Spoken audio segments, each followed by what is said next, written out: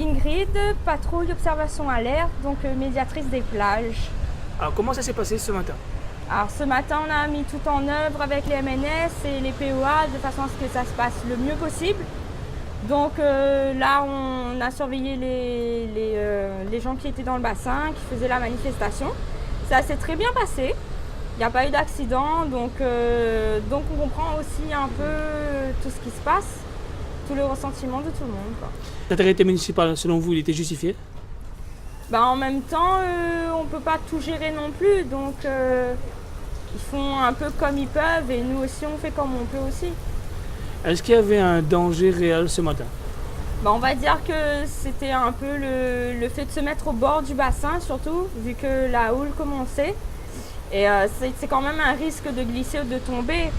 Mais chacun avait son poste, chacun se postait aux endroits les plus difficiles et les plus dangereux. Donc ça a été bien quadrillé et tout s'est bien passé. Notre poste, il est en danger. L'État veut supprimer les contrats aidés. Aujourd'hui, moi, mon expérience personnelle, c'est que dans ce métier-là, j'ai vécu le naufrage du Maïva 4. J'étais dans l'équipe de secourisme. J'ai mon PSE1, donc mon premier secours en équipe, ce qui fait de moi une secouriste. Donc on était là pour aider ces gens qui étaient dans le bateau, les secourir. Et là, aujourd'hui, de savoir que nos métiers sont en danger, c'est un risque pour nous parce qu'on nous dit que les jeunes, ils n'ont pas beaucoup d'emplois. Aujourd'hui, on a un contrat de 2 ans, malheureusement, qui est réduit à 10 mois ici. On est les seconds yeux des MNS.